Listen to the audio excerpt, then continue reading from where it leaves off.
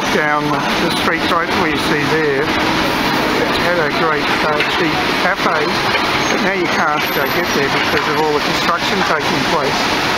There's a subway station being built in this area, and it's just basically taken over the whole area. You can see either that or it's an adventure playground for Malaysian kids, much tougher than the Western variety. Maybe it's dual purpose. But you've got to go through these walkways now. This is all the construction. This is a bit of a pain. I'm sure the local visitors aren't happy. Anyway, getting back to my...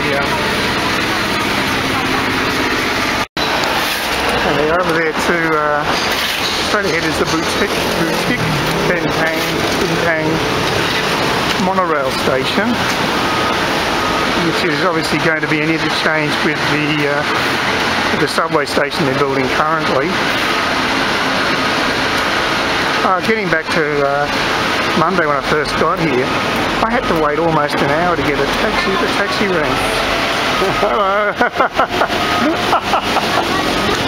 Shady business.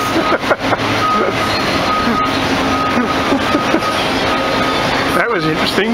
One of the massage girls, she didn't want to have her face identified, which makes me think that it may not be just a massage parlour in the legitimate sense. Big surprise. Oh look, another money changer, like there's about 1 million of them here. I find this a lot hotter walking around Kuala Lumpur compared to Saigon. Saigon just feels a lot cooler. And it's late morning and it's still warming up a bit. Over there it's much more pleasant. I don't come down this part of the city very much. There's a prop shop.